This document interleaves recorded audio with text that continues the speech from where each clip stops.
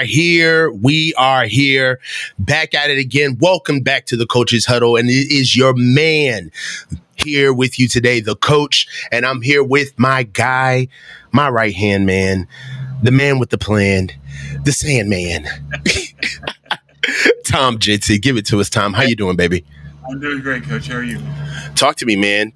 So what's the latest and greatest? Before we get into the topic, which we know right now is we definitely want to get into the O-line, but let's just go ahead and hide that real quick. Tom, talk to me. I just want your initial thoughts. Get the floor. Go in. Just tell me what you thought, your initial thoughts of what you saw watching the game. Give it to me. I like that the Niners controlled the game from the start, from the offensive line, found their flow, and found their synchronicity early. That's what I was worried about coming into it, was would they get into synchronicity? And they had the bad first series with the call. After that, 8 straight scoring drives. And that shows a lot in terms of the veterans of this team getting into a flow right away. And it's just riding a bike for them, and they go from there. Right. Okay, volume up. Sorry, Josh. Yeah, we got you. I got you now, Tom. Go ahead. Okay. So I like what we saw there. I thought that the run defense came through when we didn't know what to expect. And we saw a team come together and get their confidence. And this is a team that knows, we're a contender, we're ready, and we just proved it against a solid team in the Jets. And now let's carry it forward into the season, see what we can do. It was an amazing game. They're pros. It's this, you see games like this and you say to yourself, why do you take us through all of the stuff you do in the offseason, man? Like, this is what we know you can do. And really, it was an amazing game to watch in a lot of different facets. A lot of questions got answered for the immediate, right? For right now, right? We got to pace it out. But for me, I gave so many A+ across the board in coaching. I don't think Nick Sorensen's getting enough credit for what he did in his debut. I don't think that Kyle's getting enough credit for how he went through that game. We're going to touch on that. The emergence of J.P. Mason, the debut of Dominic Puni. I mean, come on, your head's got to be spinning if you're Dominic Puni. It's opening night, Monday night, and I'm sitting across their former first-round pick. I mean, Jesus. I mean, if you really got to show and prove, you couldn't have baked up a more tense situation for him, right? Yeah, and he delivers completely. In spades. He delivered in spades. I'm telling you, man, Trent Williams, toughing it through, right? All 4 quarters, right? Going to get an IV, coming back and saying, hold my beer. I'm coming back for more. I'm coming back. We'll do it live. Indeed. Leonard Floyd. All these unknowns, all these question marks, every single one of them was answered. Man. And got to give credit to a veteran team and a good coaching staff that took them through and had them prepared and ready, and they just kicked butt. Right. I'm going to tell you, when they do bad, I'm going to stand on their neck in the middle of Broad Street. I don't got no cut cards. But I'm going to tell you, the reason why you get listened to for your criticism is that your bark got to be as loud as your applause, man. Like, you gotta give it up the same way you criticize. And I'm here to tell you, I don't think the 49ers are getting enough credit. We're not giving them enough credit for what they did Monday night, Tom. Particularly given that everybody came in last minute. Mm-hmm. How many guys came into the mix and they were only together for the practice week? Yeah. And then look how prepared they were. And that's where you got to give Kyle a lot of credit, the assistant coaches a lot of credit. They were ready. Jets were not. Yeah. I mean, the Saints, listen to me. The Jets had every reason. The Jets had every reason, Tom, to come in here and spoil the day for us. They laid in the cut. They didn't have any big media fanfare. They got a whole off season of Aaron Rodgers getting together. They've acquired big names like Javon Kinlaw. They had a good draft. Brees Holmes is healthy. You got bookend tight ends. The synergy between Garrett Wilson and Aaron Rodgers is supposed to be clicking. This is supposed to be their coming out party. I mean, they had a lot of reasons to have a good game. Nathaniel Hackett, for him to show what he can do offensively, right? And the whole team is that this was supposed to be the statement game for the Jets, saying that we're a contender this year. We are ready. We are ready to attack. Now that we've got our quarterback back and healthy, we're going to show the league what kind of team we are. Right. And they had every emotion going behind them. They had wind at their sails, and it didn't happen. And I'm going to tell you, man, I'm just proud of, the elephant in the room is JP Mason. I mean, the elephant in the room is, how many, let's talk about it. Just real quick. 28 carries, 147 yards, 5.2 yards a carry with a tutty, a longer 24. If you want to talk about delivering the mail, oh my God. Yeah. I'm doing film review tomorrow. And cool. Man, when I get you, I'm going to get to going when I see these runs, man. I'm telling you, because I haven't even watched film yet on purpose.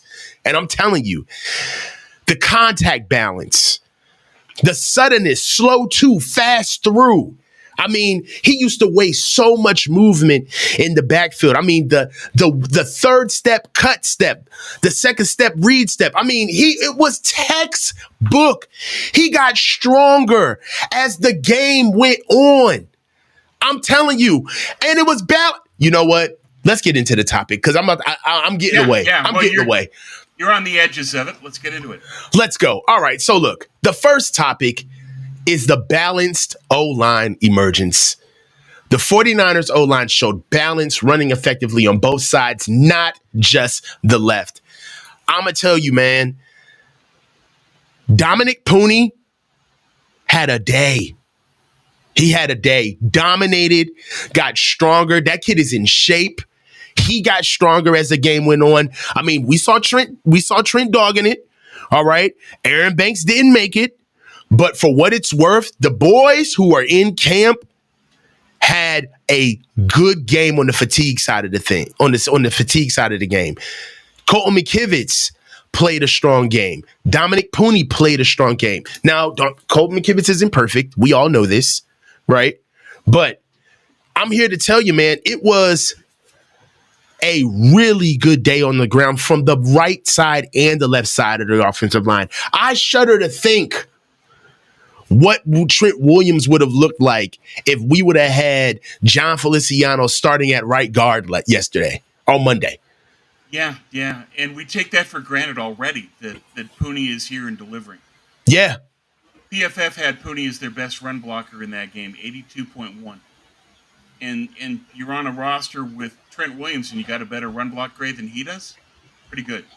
Yeah. And that tells you a lot about Purdy. It also tells you about who he was facing, but still. He played very good ball. He played smart, great angles, good power, great leverage. That's what you want.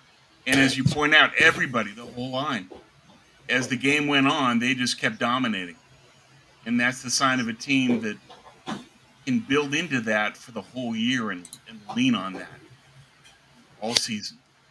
And I'm going to tell you, so obviously JP Mason's emergence, which I've been a Jordan Mason guy for. I mean, come on, Tom. We both have. We both said play this kid. Tom, we've been Jordan Mason guys since he got here, man. Like at least phase him in, Jesus. And what it does spell is, first of all, you can't hide him anymore. This is what I love a game like this, because a game like this puts pressure on Kyle. Right. Exactly. In the right way. Right. Yeah. And it also, I'm going to circle back to the offensive line with this point. Just walk with me. And it also bodes well for the preservation of Christian McCaffrey, right? He's already trying to get back, right? So this is awesome, right? And I'm going to tell you this, just from an offensive line perspective, the fact that Dominic Puni is here now, it puts tread back on Trent's tires now. Because now we don't have to have these rough games where we got to have it from Trent. Now we can start utilizing the run game. The offense, it's almost like fighting with one hand behind your back, honestly. That's the best way to put it. When you can only run or when you only favor one side of the field for you to really get your gotta have it downs on the ground. And it was so good to see us run the ball on 3rd and short. It felt so good to see us in the traditional eye and watch Kyle Juszczyk be a fullback going downhill. I mean, a good offensive lineman, that's just one offensive lineman. That's just one that we added to this whole mix. But look at the domino effect of having Puni. Yes. Everybody's game improves. And look at the domino effect of Mason. That if you get a downhill violent runner with a line that's playing as well as the Niners were, you're a defender, you're saying, I don't want any part of this. Right. They started giving up on this game in the second half because they were getting punished. Yeah. I'll tell you this right now. The balance of the offensive line with the addition of Dominic Puni really helps us, Tom. It puts us in a position right now where we get to preserve Trent. It gives Kyle a complete, it opens up the entire run game now. Okay. So now instead of let me just give you let's go run game for a little bit. Sure. What's really dope about this is that instead of we have to run left, right? Because when you have to run left, what are you strapped with if you're Kyle as an offensive coordinator? That means that if we have to run left, that means that we can't always go left. That means that when we go left, they have to be absolute game changers. Okay. They got to be home run hitting plays. Okay. We can't afford to go counter, or we can't afford to go gap scheme or duo to the left for 3 to 4 yards and possibly getting a first down. Maybe in a situation in the game where we absolutely have to have it, but the energy of what it costs for us to really dominate on the run game, we've got to be able to mask the fact that we only can run left, which they can't do, but we've got to be able to mask it in the now. Right, contemporaneously, right? It's one thing from watching it from the television, but there's a whole different ball game from being in it, right? And having all of your reactions fire off of the information that's flowing in the moment. So you have to do all of that, and you don't even get to the dopest part of the run game, which is who runs better to the right, right? What weaknesses do they have over there where we can go offset or we can go weak eye, right? And have George on the left with Trent and know that Dominic and Colton will be able to hold it down over there on week now. So we can send Christian McCaffrey back to the backside. This opens up the run game tremendously. Completely. And beyond that, it's think about the play calling that you have to do to set up being able to run left. Yeah. You have to go right to then set up run left. Yeah. The defense knows what's coming both times. Yeah. Now, if you can run right, you've got them guessing entirely. And that changes everything. This offense is predicated on positionless football to a large extent. Now being able to go right, that positionless football becomes that much more effective because the defense doesn't know where you're going. Before they did. They can anticipate. They have to go right to then go left. Now you can't do any of that. And the Niners become a lot more effective. Kyle has a defense guessing even more when his entire offensive scheme is based on forcing them to guess. Yeah. I'll tell you this right now. We got the conch right now. It's all about the run game. This is going to help. This is going to help in so many ways now that I see the season. Let's talk Super Bowl, man. Let's talk about it. Okay. Because I'm so excited. So look. Okay. All right. This is why. I'll be breaks. I'm going to get you gas. All right. So this is why, and I know it's only one game, but having a run game like this, it protects Brock, right? It protects Brandon Aiyuk, right? So now we can go play action, right? Now we can get BA the best routes available while he's getting in shape. It helps Trent that now we got this young dog at right guard who is balancing everything out. Matter of fact, it helps Jake Brendel. Oh, sure. Right? Like, this is a really good find for them. I'll tell you this, I'm interested to see how it works with Christian behind it, right? Because JP and Christian are completely different runners, right? JP is more of a downhill, one cut, up the field runner, runs behind his pads, good pad level, right? And Christian is a slasher, right? Pick and slide, and it'll be interesting to see how Christian utilizes it. And because he's such a savvy runner, it's not that I question he won't have success. I just want to see what it looks like, right? How we'll get to it. Well, and then in combination with Mason, of having the Thunder Lightning tandem, the Niners arguably now have one of the top running back tandems in the league. Niners in Detroit. Yeah. Those are the Thunder and Lightning combos. And now let's see what Kyle can do now that he knows he has that. Yeah. Changes everything for him. Yeah. It's I love it. It's a governor. It holds things down. You know what else it does? It calms Kyle down. We're going to talk about that. But it also challenges him creatively, saying that you have this piece, now you have to optimize it. You've got to change what you were looking at going into the year. Mm-hmm. Yeah. So with our next topic, let's talk about Brandon Aiyuk and Trent Williams' impact on the game Monday night. Trent actually graded very high in pass and run blocks off of PFF.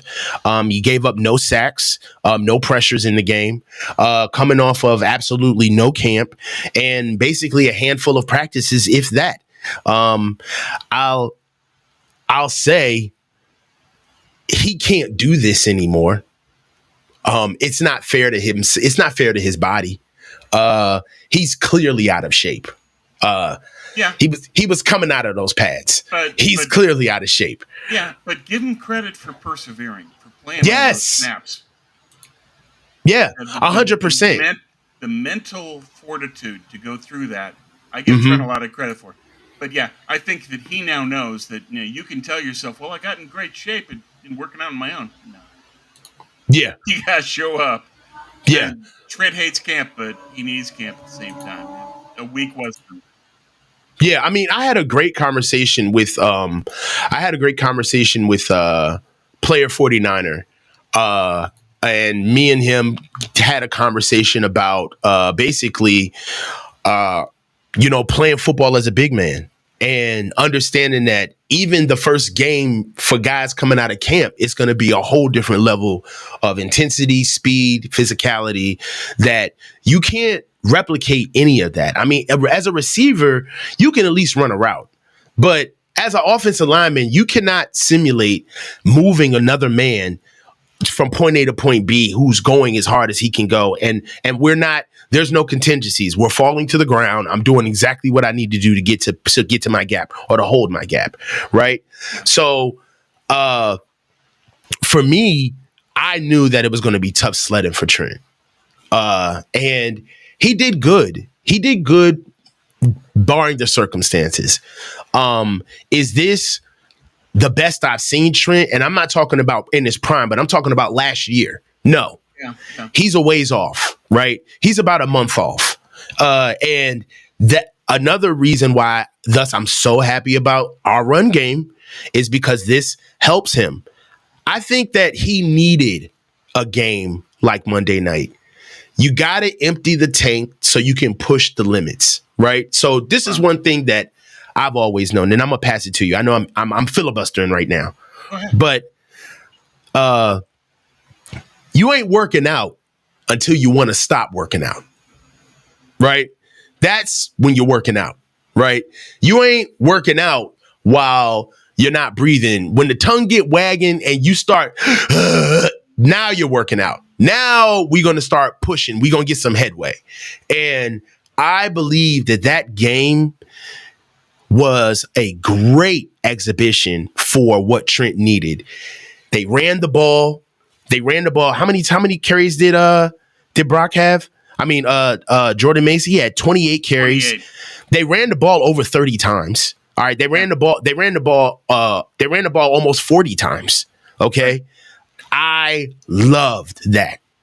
He needed to have a game like that to get in shape.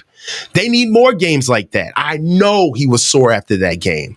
But what you got to do is you got to empty the tank to build the tank. Okay? You ain't going to get better having when I heard, there were questions with Trent on from Kyle rather. Are they going to put him on a pitch count? Is there a way that they're going to be able to use Trent? And I'm so glad that he let him be a pro. It's like, nah, you wanted your guaranteed money. You could have went through camp where I could have saved you. All right. You could have had your days off and your vet days, and you could have had your half days off. And when you get only a couple of reps in team, we could have did all of that. But you chose to be home, brother. Right. And now it's lights, camera, action. Yeah. Right. So give me your thoughts on Trent Williams' impact before we get to Brandon Aiyuk. With Trent, I love the fact that you're pushing him beyond his limits, which you can't do when you work out on your own. Mm-hmm. Because when you get tired and you're working out on your own and say, okay, I need to rest, I need to get some water, I need to do whatever. Mm-hmm. In a game situation, you don't have that luxury. You got to keep playing. Mm-hmm. That part of it I love. That's the only way. That's how you get in football shape, is to go beyond. Is that you're already exhausted, keep playing. And it's those reps after you're already dead. Right. You build your stamina mentally, emotionally, physically to go and be prepared for the rest of the year. Mm-hmm. And that's true in any training. It was for me in track and cross country in high school and college. You had to go past what your mind was initially saying, we got to stop. No. Yeah. Keep going. And Trent did that in this game, and it helped them. And then beyond that, gives him a runway, is that now you've got a runway for the rest of until he gets to a point of good football shape where he's actually Trent Williams again. Mm-hmm. You get that up to a level where you're now ready to contribute to being all-pro, lock, first ballot Hall of Famer Trent Williams. Yeah. And the cool thing for the Niners is we don't have to push Trent to do that. He just needs to push himself. We don't have to lean on him because we've got left-right balance now. Right. And that changes a lot, is that Trent can now control his own fate in terms of how quickly he gets into shape. Yeah. I expect Trent to be the true pro that he always has been, of just pushing through and doing everything he can until his body just gives. And so he needed the IV. Okay, go get it, come back. And then he came back and played. So I love the mental fortitude. Yes. Yeah. Yeah. That part of it I loved, because you're going to need that. That's how he gets back to being Trent Williams. Yeah, I mean, it was awesome, man. What it really showed is that he is a pro's pro.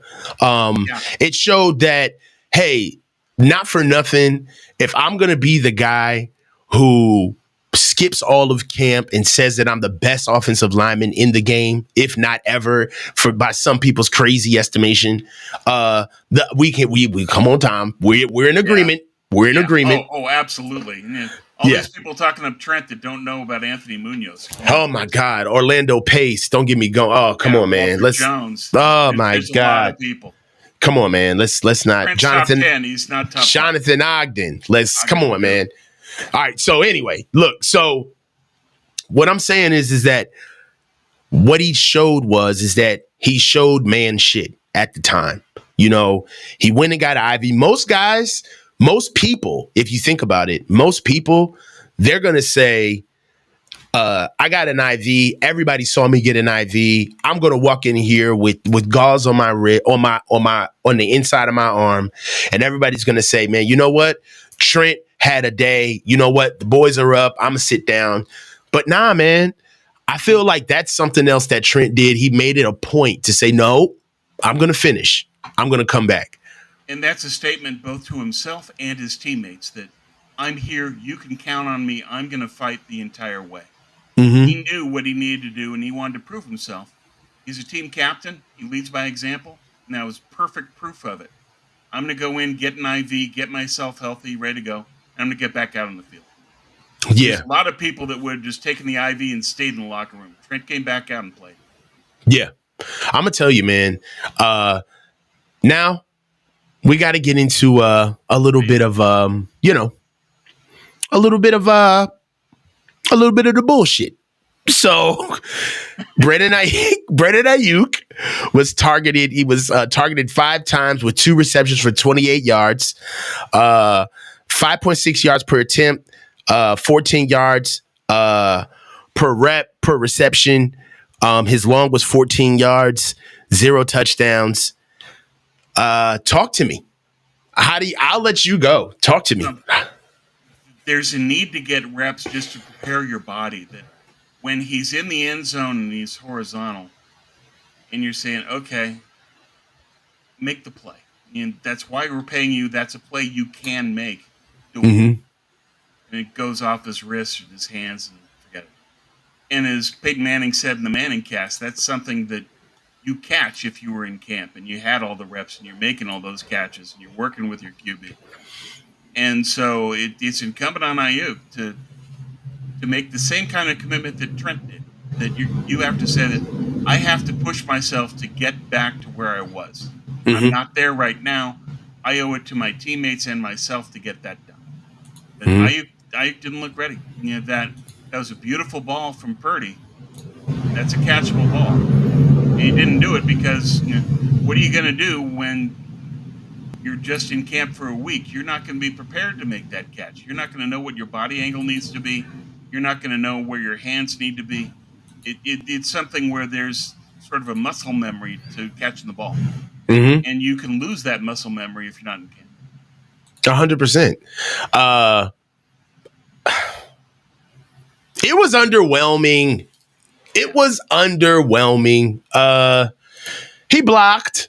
He gave maximum effort. There was never a time where I was saying, Brandon, is dogging it, but he was rusty. He was very rusty.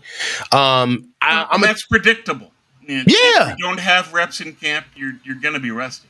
Yeah, he was rusty. And for what it's worth, he looked tired. And when I say looked tired, it's not the fact that I saw him sweating, but he had his mouth open the entire game. Like, he was visibly gassed. He was finishing routes and pushing himself on a trot to get back to the huddle. You could tell that this is the first competitive football that he had seen in quite some time. And to be honest, for effect, which was hilarious, is they dropped some of his social media content of him catching passes in between trees. Did you see that shit? Yeah. It's just that's really going to prepare you. I think somebody did that on purpose. Like, yo, look at Brandon sweating his ass off. Yo, man, drop that clip of him catching passes between the cypresses. Like, yo, drop that clip, bro.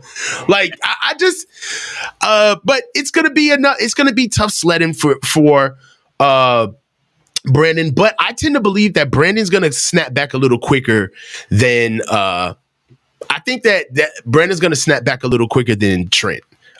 Smaller guy. Let's be honest, younger guy. A lot less body fat and a lot less body mass to be moving around.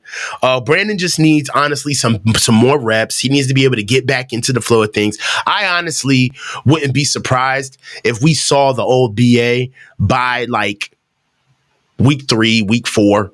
Right. Just get him out there running. I think his biggest issue right now is just getting reps. He's going to have to really kind of get himself together with being prepared to get the ball because there's not a lot of balls to go around in this offense. We know this.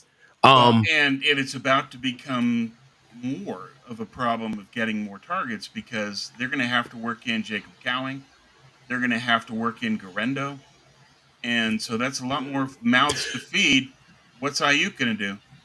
He needs to find a way to get into his rhythm on his own and be ready when the opportunity is there for him. Also, I didn't want to step on your point, but he's going to have to get ready for Ricky Pearsall.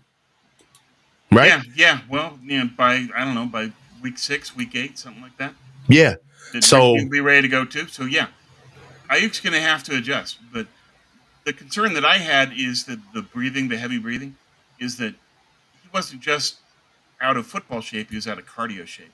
So yeah. he needs to get into cardio shape. I think he can do that quickly. He's proven he can do that in the past. Hmm. But he's going to need the reps of just working the ball and getting his muscle memory back to where it needs to be. To where does my body need to be to make these catches? Hmm. Yeah, I agree. But it's a labor of love. But Sure. And all he'll in make all, it. He'll do it. yeah. All in all, I wasn't disappointed in his performance, but I just feel like with the given context of all of the news that's been surrounding BA, some of the missed balls, were the miscatches were, it was just hat in hand. It was too easy not to draw the correlation of, so this is Oh the well, guy sure. that wanted the money. And now look at him dropping passes all over the place. Can't catch a cold. Right. So, all of the superlatives. So, Well, uh, that's going to happen if you hold out and make a big show of it. If you don't produce, people are going to be after you yeah. immediately, and that's just part and parcel of the gig. If you hold out for your bag that long, people are going to be waiting for you in the weeds. Yeah. Something else that I wanted to touch on, since we've been talking about, I just want to pivot for a little bit. We're talking about guys who necessarily weren't ready for the game, right? Or who we saw the ring rust on. One player that I will say, in my eyes, picked up right where he left off of on Super Bowl Sunday on this offense is Jauan Jennings. We are Absolutely. lucky to have Jauan Jennings. And he's playing hurt. And he Yes. still looked that good. And got another injury. Hello, hip drop. Yep. NFL. Hello. Hold on. NFL. Hello. Is this on? What the fuck is going on with the hip drop tackle? What are we doing? My God, Yeah, Tom. no, it blatant. It was a textbook example. What does a hip drop tackle look like? That. Come on. That It was textbook. blatant. It was blatant. And Bro. here's Jauan, where he's got the oblique injury, and then he gets an ankle injury on top of that due to the hip drop, and who knows what it did to him internally in his hip. And Bro. where's the flag? Come on. It's unreal. I'm like, so wait a minute. You guys are the motherfuckers that had us to educate us on what the hell it was, period. Right? Like, there was an entire debate over this shit on whether or not it was a tackle that was just naturally put into the game that you guys were nitpicking on.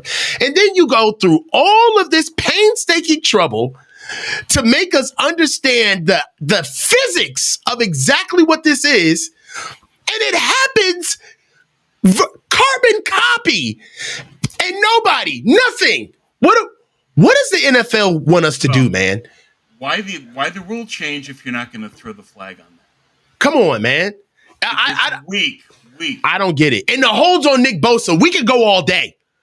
We could go all day. Bosa always gets held, but yeah, chokehold should be a call too, shouldn't it? Oh my God, had him in the full Nelson. You know what I'm saying? It looked like me and my little brother back in the day. It looked like me and Jay back in the day over here. Us roughing each other up. My God. Yeah. So yeah, if it's there, call it. They got to call that, man. They got to call that. But I just wanted to give Jauan Jennings some love, man. He Played. Yeah. I always love the effort. He's always there, game ready. He's always game ready. And then, to nurse himself, he didn't really have a camp. I mean, I think Jauan was in camp for maybe 2 weeks, 2.5 weeks, and he sustained that hamstring injury, and he had been out all of camp, kind of nursed himself to get back and to pick up that unfortunate injury and to finish the game. I for sure thought, hey, man, we're going to have to just sit him down. So Jauan is another guy that went unheralded. And I mean, honestly, just everybody, I feel bad about leaving George out, right? George had a good game. He should have blocking. got more. He should have got more balls than he did. Yeah, he should have. Got a mismatch for Kittle. You got to give him the ball more. Yeah. I thought that Kyle milked Deebo both in the run game and the pass game. So we're gonna go there. He needs to spread the ball out. We've got a lot of weapons. You drafted them. Use them. We're gonna go there because we're not gonna let that go. We're gonna talk about that later. But right now, let's just kind of get into the Jets defense. So one of the reasons why this game matters to me is because the only thing that you can actually keep and translate across the NFL on that godforsaken franchise is the defense. The defense is fairly put together, right? They've had big acquisitions. They have some of the best players on their defense in the league, and Sauce Gardner, C.J. Mosley, Quentin Williams, Quinnen Williams, Quinnen Williams, and Jermaine Johnson, their second round draft pick edge, is a good guy, and then you've got DJ Reed at corner, Carter, one of the best slot corners in the league, if not period. The best. So one of the reasons why this game mattered to me is that it gave me a litmus test of what we can do against likely foes. And the Jets defense, I'll tell you this right now, we dictated to them on the ground. How much of this win against this defense can we translate into the rest of the season? Or is this a point in time? Should we flush this? Or I think it's a percentage. You can't say it's all of one and all of another. It's a little bit of both. Mm-hmm. But I like that this can give the Niners confidence going forward that we can dictate with our offensive line because now we've got left-right. And that changes the game. Right. But beyond that, you look at this Jets team, and individually it's a lot of talent. Yes. Quentin Williams, 2 good linebackers, the best corner in the league, and the Niners had their way with them. And part of that is that the Jets aren't a good tackling team. Mm-hmm. You look at what Mason did. Next Gen Stats had this 13 forced missed tackles in the game from what JP did. Mm-hmm. And second in the league was James Conner with 8. Mm-hmm. That tells you just the level of violence that he was bringing and how good the offensive line was. But the Jets, they're not a great tackling team to begin with, and I think that was exposed in this game. Yes. So I don't think that can carry over. The Jets were 7th worst in the league in missed tackles. You're not going to see that every week. So there's some things where the Jets really were that bad. The other aspect of this is I think that the Jets were not prepared for the pre-snap motion stuff. They were out of position often. And Kyle would leverage that, and the Niners would have success because the Jets would overrun plays or not be in the right position. So the Niners were pulling them away from where they should have been, and the Jets lacked the discipline to do it. So that's another aspect where they've got a lot of talent, but for this game, they weren't coached up and ready for what the Niners do.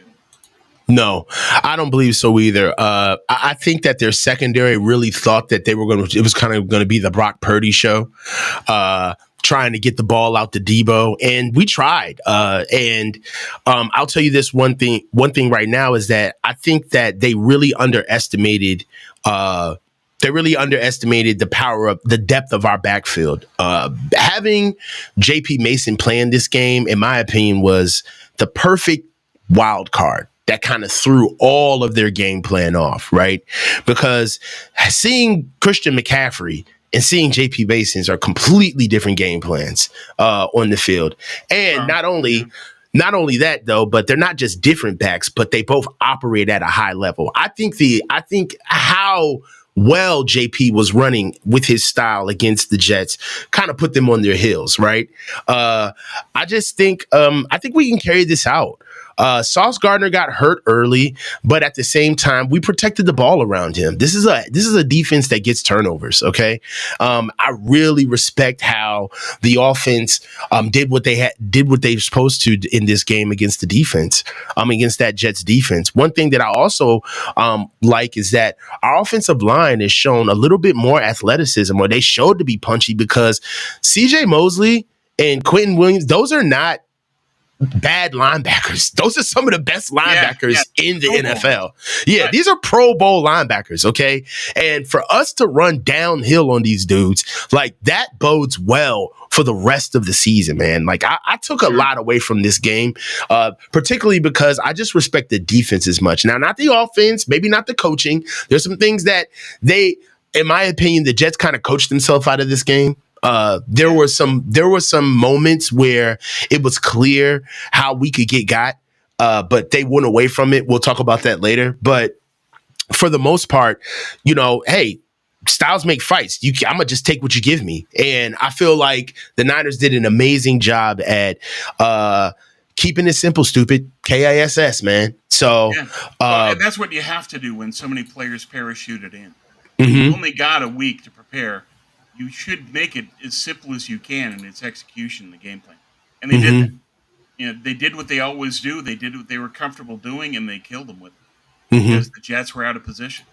But I think to the Mason point, it's also one of those things where emotionally you're geared up saying, oh, we don't even have to play Christian McCaffrey. And so you deflate. You say, okay, we got it easier now. Because you don't know. We knew. We were the ones yelling for 2 years, play Jordan Mason. Nobody else in the NFL knew that. Lord Jesus. Jesus. I think that the Jets had a letdown, of course, emotionally, because they weren't facing Christian. They said, okay, we can relax. We don't have to go up against McCaffrey. And then the Niners said, okay, sledgehammer. And they didn't have any they didn't deal with it. And I think emotionally they weren't prepared for Mason because they didn't know. They thought, oh, it's not Christian McCaffrey. We're good. They found that out the hard way. 100%, man. So if we're gonna stick to the defense, can we be a little messy right now? We need to be a little better. We about to be a little messy right now. We got to clean up. We got to clean up on aisle Kinlaw. So let's get into the next topic, man. And I hate to do it, but I really don't. Javon Kinlaw versus his former team. Kinlaw faced the 49ers for the first time since joining the Jets, and he had quite a lot to talk about. Javon is a former first-round pick. We know who Javon is. I'm not about to sit here and talk about like we don't know who Javon is. We know who you are, Javon. We know, okay? And I'm going to tell you this right now. Hey, you can pop up on my stream. Because you talk tough, all right? I play so free. Dog, let me tell you, man, the interviews that he was having with the Jets, dog. Oh, he was feeling it. Was he not, Tom? Oh, what's the biggest difference between, playing with the Jets versus playing with the Niners? Oh, I can play free. I don't have all of these responsibilities strapped around my game. I get to pin my ears back and really just go wreak havoc and do what I do. Do what you do. Oh, let's get into the numbers. What do you do? That's a good question. 41 snaps, 3 tackles. What else? I ain't impressed. Yeah. What did the Niners average when Kinlaw was on the field? 5.2 yards per carry. Cook him, Tom. When he was off the field, 4.1. Come on. Javon doesn't play with leverage. We know that. He played high, and Puni put him on skates. When the Niners ran behind Puni, 8.3 yards per carry. Yeah. Javon, you're playing free, all right. Playing free. We taking shots. Get your shit together, Javon. We taking shots. Stop talking about your former team, Javon. We taking shots. Stop. Get in the gap. Get in your gap, Javon. Get in your gap. Over here talking all of that cash money. I heard you. Rapping. You can't talk that and then not play it. And he got destroyed. Period. Stop. And the Niners get 1 more yard rushing per carry when you're on the field and you're talking all that? Come on, man. Get out. You know what I'm saying? He thought he got away with it, but he didn't get away with it. You ain't get away, boy. You thought that we was going to be so happy to talk about the 49ers that we wasn't going to circle the block? We ain't going to circle the block? We ain't going to circle the block? What? Petty Betty. I'm coming back, boy. I heard you. Kinlaw. Yeah. Man. It doesn't matter where you play when you play the same. Look, man, it is what it is. You know, look, all I'm saying is that it was just interesting to see the propaganda. We are not the only team that spins the narrative. Like, you should have heard how they were talking about Javon Kinlaw, about yo, we finally got a guy that's going to free up Quentin Williams, and it's the piece that we need that's going to unlock everything. It's like, bro, stop, dog. I was on a Behind the Lines where I was the Behind the Lines guy to a Jets podcast. And there were a couple of people who were talking up Kinlaw. Most of them were normal folks that knew, is Kinlaw as bad as you say he is? Yeah, he is. Yeah, he is. But there were a couple of people that were talking it up. And I saw online, there were some Jets fans on Twitter that were talking up Kinlaw. And it's like, you don't know anything. You're about to find out the hard way. Man, come on. He got taken. And I've also got to give some props to you, Coach. What you said last week, where I'm talking all day about Aaron Banks is going to get blown up by Quentin Williams. Quentin Williams was the invisible man. Yeah. And you said last week, all they have to do is engineer around Quentin Williams like they do with Aaron Donald, and that's exactly what they did. Yeah. Quentin Williams had 3 sacks and a quarterback hit. He didn't do anything. Nothing. I'm going to tell you, man, it was just rich to hear like the propaganda in the spin machine around the acquisition of Javon Kinlaw. And, you know, you healthy now, bruh. That's the only thing that used to really irk me about him, is that it's not the fact that you're an amazing worker and that you fought through your injuries. Kudos. We get it. And you have a great story. All of that plays. All right. There's limits. I'm not disrespecting the man. I'm going to keep it within the limits. Yeah. But you put in the work to get back on the field. But for him to keep it like the only reason why you're not the shit is because you're hurt. Like, wait a minute. Like, okay. No. Putting a little too much dip on your chip there, buddy. Slow it down, partner. Like, yo, that used to always throw me off. Like, all right, bro, like, we get that we're trying to get you healthy, but not for nothing. When you are healthy, stop it. Don't do that. It's me. Don't do that. That's all I'm saying. Keep it real every time. It's always going to be 100 with you, Coach. And keep it a buck, Chuck. If he's running his mouth like that and then he plays like that, he's going to hear it from you. He's going to hear it. Come on, man. Keep it a buck, Chuck. Keep it real, O'Neal. Come on, baby. Help me out. Stay humble. Know your limits. Know what you can do. All he had to do was say that, I appreciate having a new opportunity with the Jets. I've got great teammates around me, and it's on me to put in the work to contribute to this team. All he had to say. And if he wanted to say I'm free, he could have put it in the context of, I like not having the expectations of being a first-round draft pick. That was on my shoulders in San Francisco. It's not in New York, and that helps me. That takes a load off my shoulders. Everybody would have respected if you say that. Everybody would have said, okay, Javon, that's cool. But no, he had to talk it up like he's gonna bring it. Yeah. Hey, that's our time on dunking on Javon. But it was just, hey man, you gotta if you go talk, man. Hey, you can't just put out interviews just because you said that shit on a broadcast network, whatever, doesn't mean that it didn't matter. Like, you said it. So I'm moving into. We heard you, bruh. We heard you, and we still listening.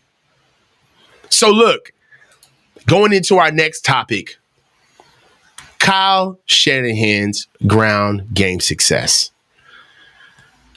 All right. So there's this rumor going around that I may be a little too critical on Kyle Shanahan. I don't know where people are getting this from, but, it's in the air.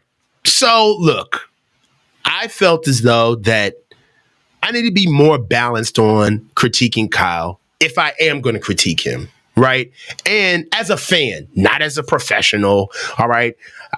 He is still a great coach, all right? But he's not beyond reproach, right? So this is what we will do. What I'm going to start vowing to do is I feel like because Kyle does so many things well, we don't highlight what he does well because all we are doing is fixated on the tenth of the percent, like the small things, the things that completely define him.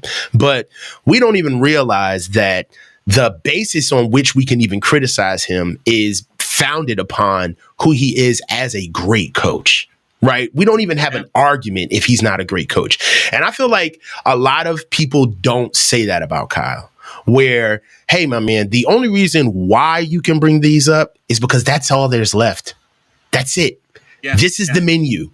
All right. The rest of the menu is off the menu. Come on, man. It's stuff that he does exceptionally well. Bespoke to him. Right. Yeah. Yeah. As an offensive coordinator, he's one of the top minds of the game. There's no question of that. As a coach, he's one of the best coaches in the league. He'll make mistakes. He's done things wrong. The overtime call in the Super Bowl, not throwing a flag in Philly, and the rest of it, for me, is about Kyle, the GM. Kyle, the coach and offensive coordinator, there's not a lot to criticize. And in this game, you got to give him a ton of credit. You got to give him credit. You had a team that hadn't played on offense since the Super Bowl, and they only have a week to prepare. And they have one series where they go 3 and out, and then they score in the next 8. Give the man his flowers. That's some phenomenal coaching. Yeah. And he had to wake up. Him ready. And he had him ready. And he out-coached Saleh badly. Oh, my God. Robert, man, he just looks like a broken guy on the sidelines. Doesn't he just look bewildered? Like, yeah. I don't know. He just looks like a random guy standing at the DMV. It's like and it's so crazy because seeing him purposely try to be stoic after seeing exactly like how exuberant and how much of an extrovert he was, it almost looks weird to see him try to be like a coach, right? Like, Doc, like this is really weird. But getting back to Kyle, Let's deal with this comment because I feel like this was the turning point for me. I was on my Kyle bag, like my same old dogging Kyle because he's not doing what he's supposed to do. Like I was really in my bag the first couple of drives in this game, and what sent me to the moon was that goddamn reverse. That was a terrible call. My Lord. Like, notwithstanding the play actions early in the game when we had less than 30 yards running in the game, we're not going to go there. It's just like Kyle just be in there just pressing buttons and pushing levers, bro. Like, how are they going to respect play action, bro, if we haven't ran the ball yet, Kyle?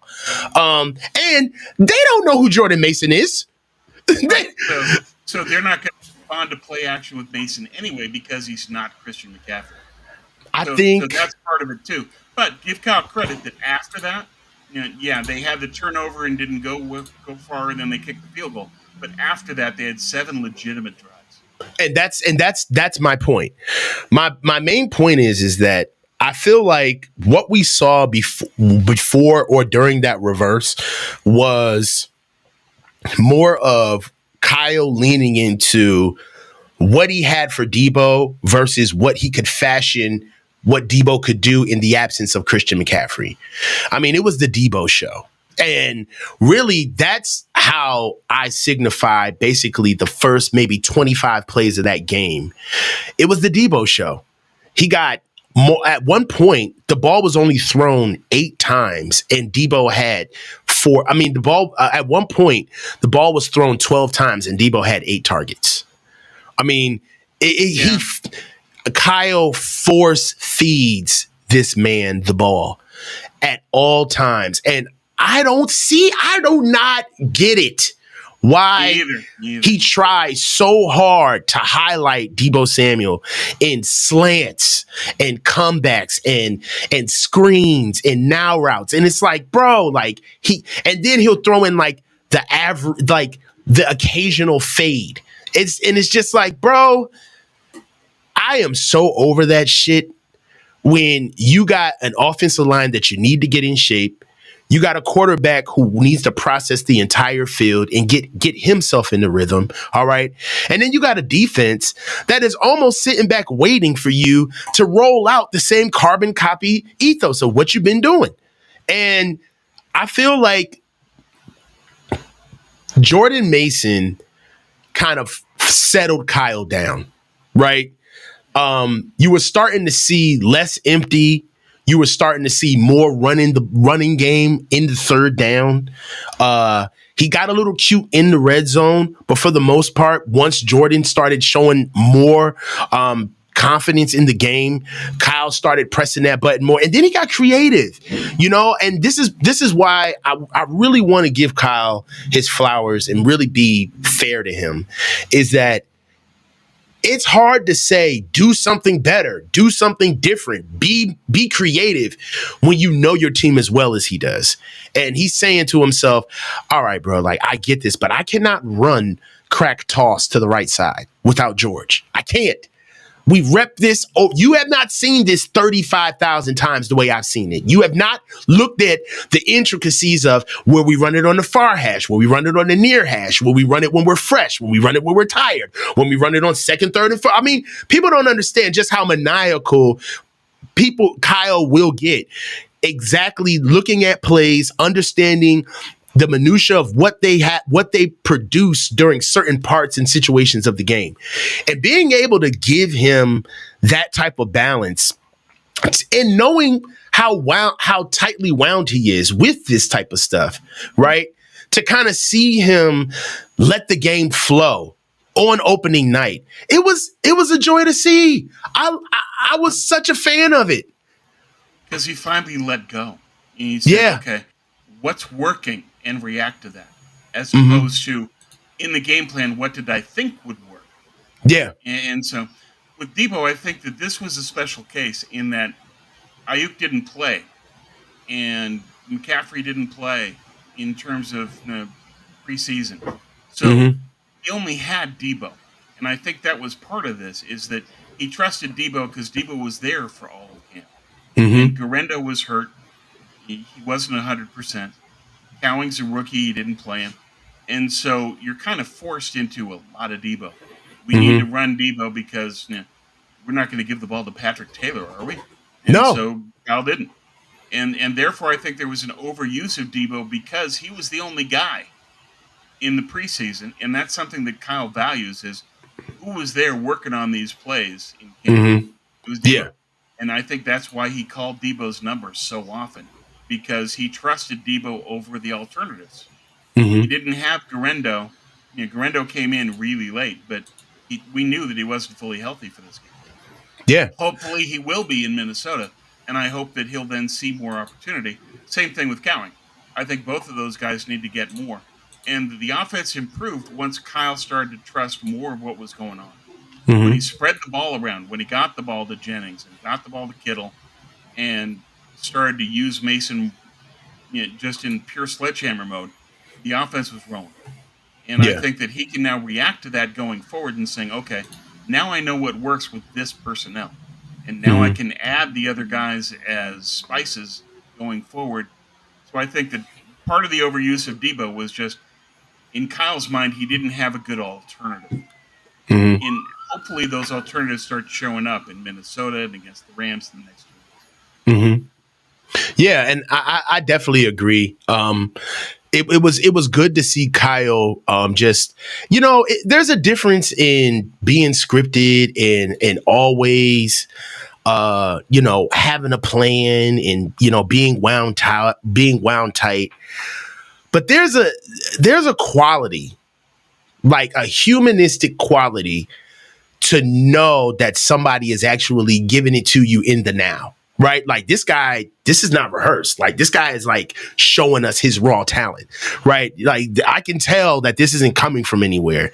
It felt really good to be able to see him adapt and read the room and understand, okay, we got the hot hand right now. Jordan's moving. Offensive line is feeling it. Trent needs to get in shape anyway.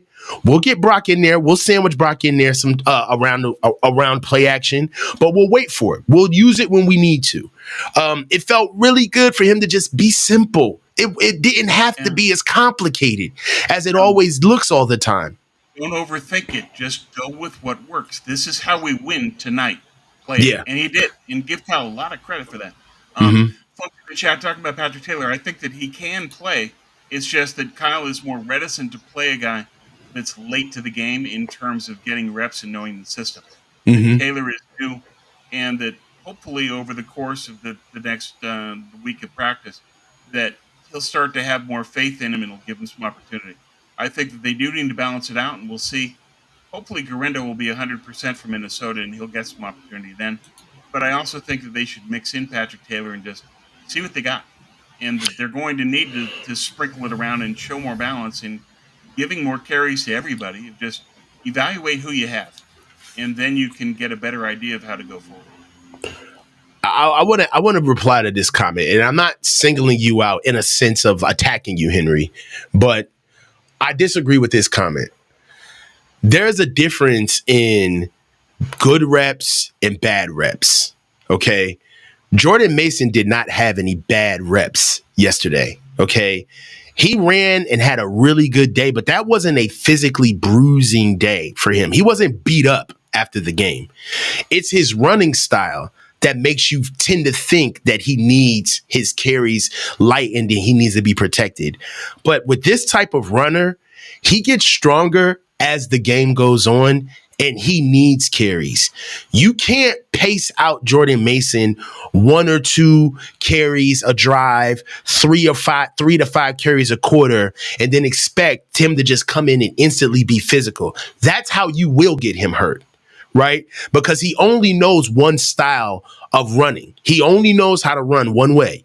So you're going to have to be able to give him carries so he can be able to pick up all of that metadata, right? That he's going to be able to pick up as he's running as a strong runner. Like, oh, this guy is weak on my right shoulder. Okay. Oh, I can get a foot. I can find a little bit more daylight if I start bouncing left instead of bouncing right. Okay. If I need somebody to, I got a really good matchup between Dominic Pooney and his D tackle. Maybe this is where I'm going to bounce in over here. Like, you got to be able to give them data.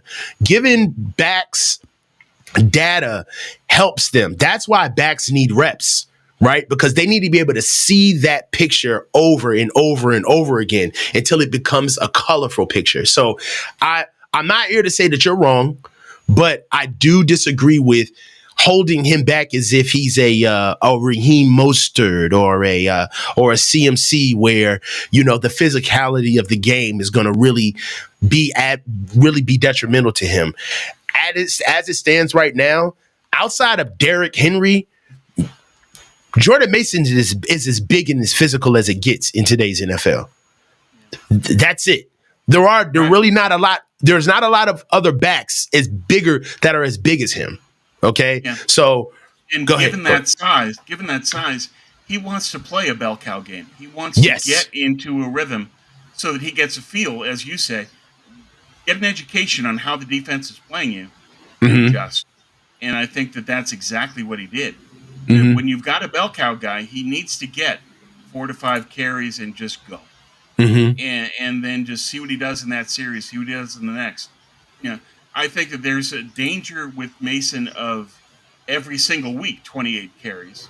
That there's a long-term arc that they need to keep aware of. That there can be some degradation or some injury risk just in getting that many carries against an NFL defense. Right. You can wear down, but within a game, you want to make him your bell cow back. You want to make him a rhythm player. Get him the ball. And as you pointed out, look how he finished. He was fresh. He was ready. He was improving as the game ended. Yeah, and that's something that you know takes a coach and it takes playing, Papa Phil. But It's okay that Jordan Mason was tired after the game. He'll be all right. It's okay. That's the most yards that Jordan Mason rushed for since high school. Okay? All right. Jordan Mason hasn't seen 28 carries in a competitive game in years. Okay. So he should have been tired. All right. But that's also about building the tank. It's not the fact that he can't do that anymore. It's the fact that, hey, this is the rare air. This is the air up here, kid. It gets thin up here, baby. All right. When you get up in the 20 plus carry range and you still got to fight and carry the ball the way you did in the first quarter. All right. You're going to have to, there's a whole new level of conditioning on this side of the game. Right. So him being tired and beat up are two different things. Right. So I do realize that he was tired after the game, but that's to be expected. What I was talking about is that he wasn't beat up. He didn't finish a game. Right. He didn't finish a game and he looked like Elijah Mitchell after a game in his rookie year, where we literally watched that boy give up his career in 1 year. We watched him game after game, watching that kid run, saying, I am hurting for him. I'm watching the way he is getting tackled. I'm watching how he's finishing runs. He's not the hammer. He's the nail. He's getting beat on. Right. Okay? Well, there's a difference. Him into a bell cow back when he's a scat back. Yeah. And you can't do that. Mm-hmm. And we saw the tread coming off the tire in real time. Right. And to the point where he got to the end of that season, that tire was yeah. Because he'd been worked into the ground. And that's not the kind of player he is. I get the automatic response of, Kyle has a tendency to run running backs into the ground and hurt them. Mm-hmm. You can't do that with this guy because we don't have anybody else. Yeah. I get that, but this is a different kind of back. Mm-hmm. This isn't CMC. This isn't Elijah Mitchell. He's a thoroughbred. This is Marshawn Lynch. Yeah. You got to let him run. Treat him accordingly. Yeah. You got to let him run. He's a thoroughbred. You got to run him. You're wasting him if you don't put him out on the track and let him run. You got to take him through his paces. That's like me. I got Hannibal over here. You got to let him hunt. You got to let him. He's a dog. It's his prey drive. You got to do it. All right. If not, go get a Cocker Spaniel, man. You know what I mean? Like go get a lap or doodle or whatever the fuck. Man. But if you get you a game dog, he got game in him already. You gotta hunt him. You gotta get the dog his drive, or he's gonna be miserable. So let's get to a couple of super chats because I see them flooding in. We can respond in tow. Papa Phil 499, thank you. When are you doing film review? Great show. Tomorrow, Papa Phil. I'm gonna do film review tomorrow. I don't know. I'm trying to figure out what type of style I'm going to do it in. I don't want to do like the entire game. That's a long time. Okay. What I'm probably going to do is maybe think about doing like top 10 plays that I liked on defense, top 10 plays that I like on offense. Then we could walk through them, give you guys my thoughts and tell you what I see. Tell you this right now, guys. My expertise from watching film is from the line of scrimmage out. Okay, so if you want to hear about route combinations, you want to hear about stride frequency, guys talking to you about high pointing the ball where they look like they've just got finished eating a extra value meal, that's cool. I don't know anything about receiver and corner on a granular level. Okay, but what we are going to do is talk about them trenches. So if you want to come in here and look at some film and just see it from the inside out, from the offensive line perspective, primarily, that's how my film breakdowns are going to be. And if you want to see what some of the film breakdowns look like, just go into my lives and go into the very last film review that I did. I believe Spencer Burford is on the thumbnail of that show. And you can just get a glimpse of it. Leave comments. Tell me what you like and don't like. And we'll move on from there. But yes, film review will be tomorrow. Nick Fallon, 499. Thank you. How are people going to stop this offense when everyone is back and healthy with the additions of Cowing, Mason, CMC, Pearsall, and so many guys, man? I mean, we already know what it can be like when things are going well, right? We already know what it can be like. Our problem is that keeping the core and transitioning into the new, right? Because things don't last. So, and staying in balance. That it's difficult when you've got that many mouths to feed of keeping everybody satisfied. Mm-hmm. Kyle has to stay away from overfeeding Deebo, for example, so that he can spread the ball around to all these guys. Right. But the important thing is Kyle knows that he has all those chess pieces that he can use, and then it's just rotate in who he needs for that play to succeed. And he's got a lot of people, and a lot of weapons, and that bodes well. And Definitely. not just in terms of play design, but also in being able to handle injuries like they are now. Mm-hmm. Just CMC's out, no problem. We got Mason, we're good. Yeah. And that's going to also apply at wide receiver. Doesn't apply at tight end. They got to keep Kittle healthy. Right. But at least at running back, they've got a lot of weapons. Wide receiver, they got a lot of weapons. And Kyle is the best in the game at figuring out how to utilize all those guys. Definitely. And I couldn't agree more. As far as the offense is concerned, it's an embarrassment of riches when things are going well. Biggest thing for us right now is staying healthy, getting healthy, honestly. But one thing that's promising to me is that we seem to have a small track on like the transition of the old with the new. Ricky Pearsall being there, not only being an addition, but being a young guy. It helps, man. It helps. Sure does. Yeah. Quickly before we go, because I know you need to go, let's touch briefly on Minnesota. Flores, the defensive coordinator, 12 blitzes last week. I would expect that there will be a lot of blitzes against the Niners. Look for Ivan Pace Jr., the linebacker, second-year player from Cincinnati. Tom? He's the guy that Flores sent a lot in blitzes. Tom, I'm not going to do it to him. Me and you, that's why I said at the end, we're going to do pregame. Okay? We're going to do a pregame show for Minnesota. It deserves a whole show. Okay? Cool. It deserves a whole show. So we're going to be able to get to Minnesota in a couple of days, right? And we'll sit down and do a whole preview show on Minnesota. And I got some nuggets for the preview show. So that's what I wanted to put in at the end of this show. Cool? Okay. Yeah. Sorry about that. All right.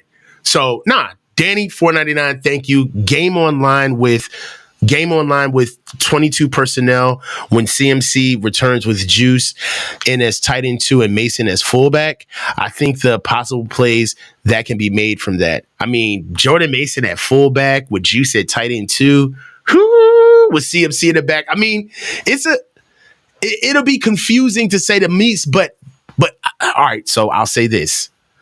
Comments like this is why I complimented Kyle for what he did versus the Jets, because he kept it simple, right?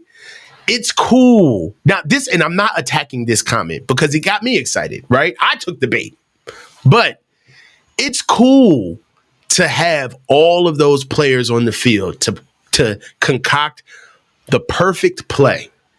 But sometimes you got to realize you're 1 yard away from the goal line.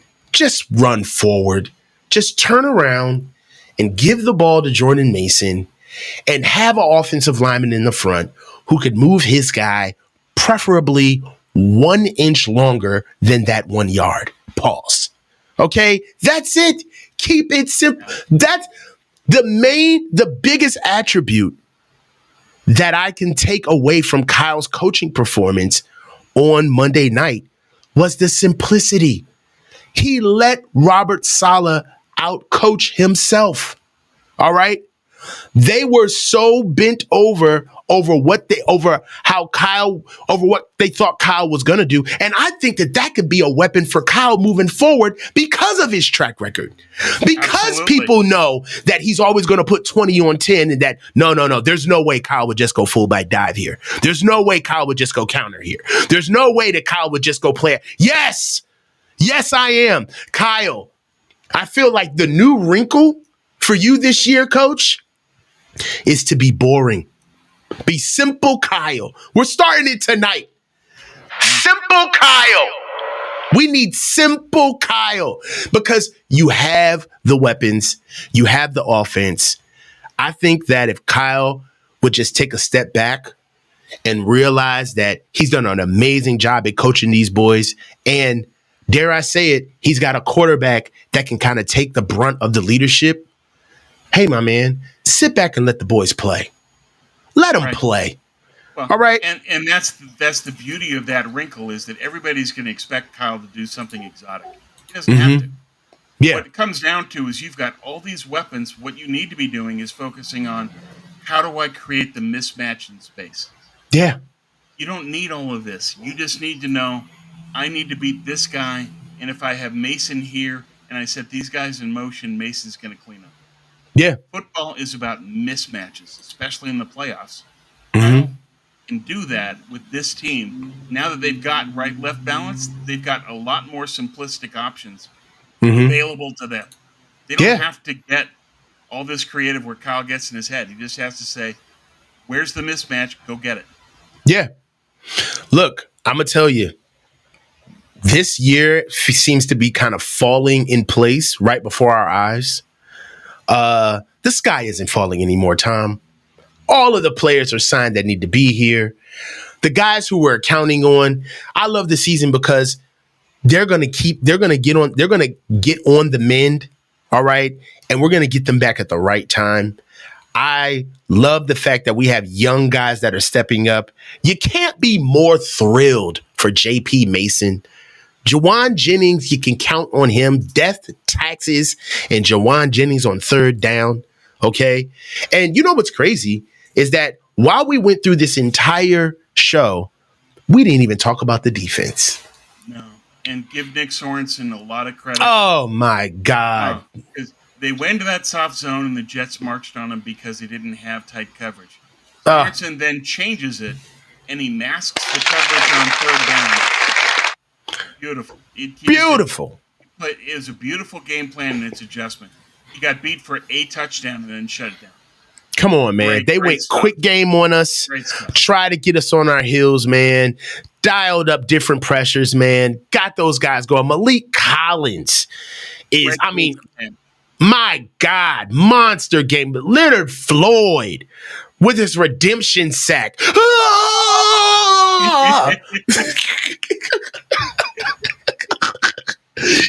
I heard that yell all the way in D.C. Leonard Floyd, man. Right? He loved it. I loved it, man. Tom, we're going to do preview. We're going to do a preview of Minnesota. We're going to do a preview of Minnesota. Let's say, when do you want to do it, Tom? Let's do it in the now. We'll do it live. When do you want to do it? Your call, because you've got the schedule, so you tell me. But I'm open, and I'd love to do just a preview show would be great. Let's either work on Thursday or Friday, man. You know what I'm saying? Okay. Thursday or Friday. Let's shoot for Friday because I know Thursdays are tough for you. Oh yeah. So let's shoot on Friday. We'll put the schedule out. You know, I'm ignorant, man. I need to put the schedule out, bro. I'm ignorant, bro. I know. Hey, all of my Bill O'Reilly fans know We'll Do It Live is one of my favorite quotes of all time. We'll do it live. He was completely unhinged, man. Bill O'Reilly was like, no, we'll do it. We'll do it. So look, guys, Friday, me, Tom, Minnesota Vikings game preview. We'll be able to talk about it ad nauseum. Tomorrow is going to be me, Jesse Grant, and Ryan G. Hensley on Jesse Naylor's platform, Last Second Sports, for Four-Man Front. I'm also going to be doing a film review before the Four-Man Front. I love the alliteration. And hey, man, 1-0, 16 to go. This is the coach, Tom Jensen. You know the slogan, guys. We love you guys, man. Stay low and keep your feet moving. One time. Talk to you guys.